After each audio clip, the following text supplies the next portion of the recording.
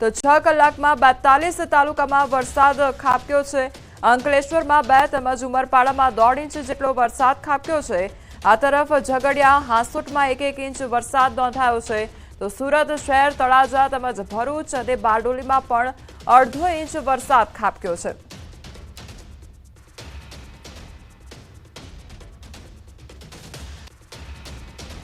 તો વાવાઝોડાની સંભાવના વચ્ચે મોટી અપડેટ સામે આવી રહી છે। અરબ સાગરમાં બની શકે છે ડિપ્રેશન, તેવું આઈએમડી દ્વારા સૂચિત કરવામાં આવ્યું છે। ત્યારે અરબ સાગરમાં સાયક્લોનિક સર્ક્યુલેશન સક્રિય થઈ રહ્યું છે।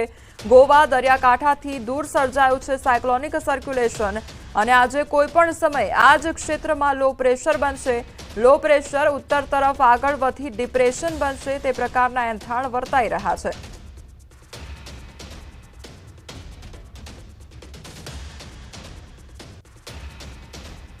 જૂનાગઢના માંગરોળમાં ધોધમાર વરસાદ વરસી રહ્યો છે। ભારે પવન સાથે ધોધમાર વરસાદ ખાબક્યો, રસ્તાઓ પર પાણી ફરી વળ્યા છે। જિલ્લાના ગ્રામ્ય વિસ્તારોમાં પણ વરસાદ નોંધાયો છે। તો જૂનાગઢના માંગરોળના દ્રશ્યો સામે આવ્યા છે કે જ્યાં આગળ ધોધમાર વરસાદ વરસ્યો છે। તો જિલ્લાના ગ્રામ્ય જે વિસ્તારો છે ત્યાં આગળ પણ વરસાદ નોંધાયો છે। રસ્તા પર પાણી ફરી વળ્યા હોય તે પ્રકારની પરિસ્થિતિ જોવા મળી રહી છે।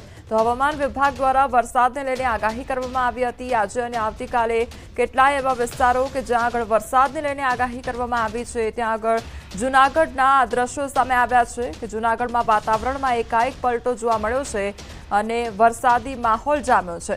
તો સતત ધોધમાર વરસાદ વરસી રહ્યો છે જેના કારણે રોડ રસ્તા પર પાણી ફરી વળ્યા છે। તો જૂનાગઢ જિલ્લાના ગ્રામ્ય વિસ્તારોમાં પણ વરસાદ નોંધાયો છે।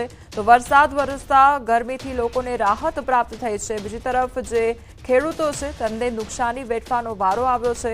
કમોસમી વરસાદ વરસવાને કારણે ખેડૂતોને નુકસાન સર્જાયું છે અને બીજી તરફ જે સામાન્ય લોકો છે તેમને ગરમીથી આંશિક રાહત પ્રાપ્ત થઈ છે। જે ઉકળાટ લોકો સહન કરી રહ્યા હતા ત્યારબાદ હવે વરસાદ વરસતા વાતાવરણમાં પલટો આવતા લોકો ઠંડક અનુભવી રહ્યા છે।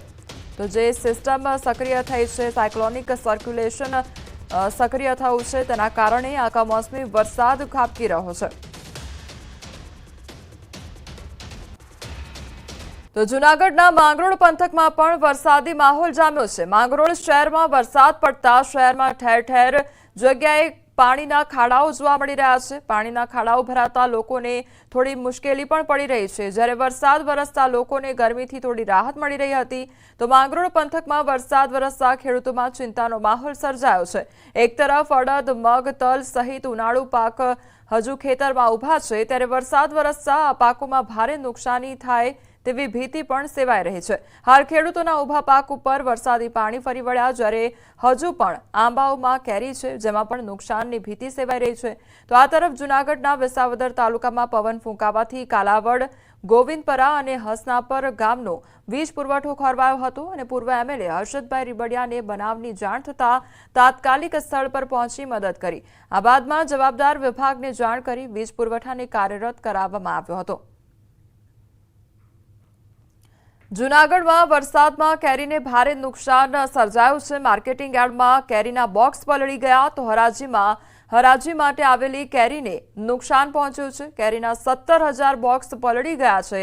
કેરી પલળી જતા વેપારીઓને લાખોનું નુકસાન વેઠવાનો વારો આવ્યો છે। તો સતત વરસાદ વરસવાને કારણે ખેડૂતોને નુકસાની વેઠવાનો વારો આવી રહ્યો છે। કેરીનું જે બોક્સ છે તે હવે વરસાદના પાણીમાં પલળી ગયા છે અને જેના કારણે તે લોકોને ભારે નુકસાની વેઠવાનો વારો આવ્યો છે। જૂનાગઢના એક તરફ એ દ્રશ્યો કે જ્યાં સતત વરસાદ વરસી રહ્યો છે, વાતાવરણમાં એકાએક પલટો આવ્યો છે, ગરમીથી લોકોને રાહત પ્રાપ્ત થઈ છે, પરંતુ બીજી તરફ એ તસવીર કે જ્યાં ખેડૂતોને હવે નુકસાન વેઠવાનો વારો આવ્યો છે કારણ કે કમોસમી વરસાદ વરસ્યો તેના કારણે તેમના પાકોને નુકસાન પહોંચ્યું છે। તો બીજી તરફ જે કેરીના બોક્સ વેચાણ માટે માર્કેટમાં લાવવામાં આવ્યા હતા તે બોક્સ પણ વરસાદના પાણીમાં પલળી ગયા છે।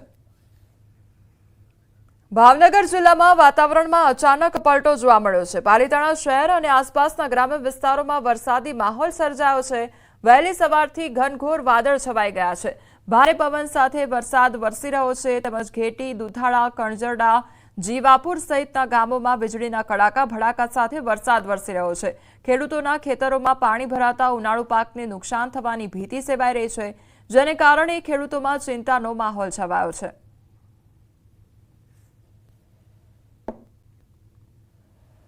ગીર સોમનાથમાં ભારે ગરમી અને ઉકળાટ વચ્ચે કેટલાક વિસ્તારોમાં વરસાદ નોંધાયો છે, ત્યારે વડનગર, અરણેજ, કાંટાળા સહિતના ગામોમાં વરસાદ ખાબક્યો છે। વરસાદથી ગરમીમાં રાહત પ્રાપ્ત થઈ છે, પરંતુ ખેડૂતોની કઠણાઈ જોવા મળી રહી છે, કારણ કે તે લોકોને પાકને નુકસાન જવાની ભીતિ સેવાઈ રહી છે।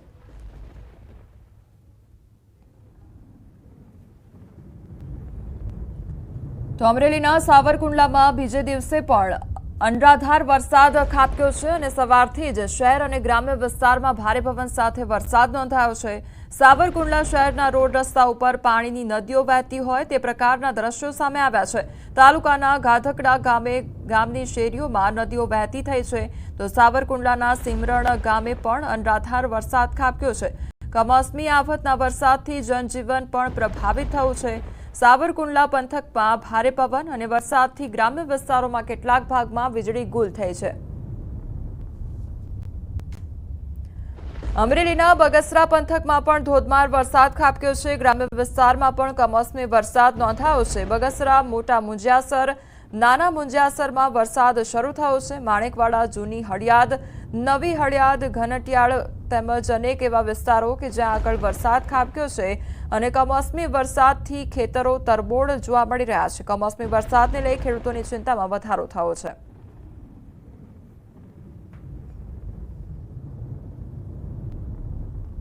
ગુજરાતમાં વહેલી સવારથી વરસાદી માહોલ જામ્યો છે। અંકલેશ્વરમાં વહેલી સવારથી ભારે વરસાદ ખાબક્યો।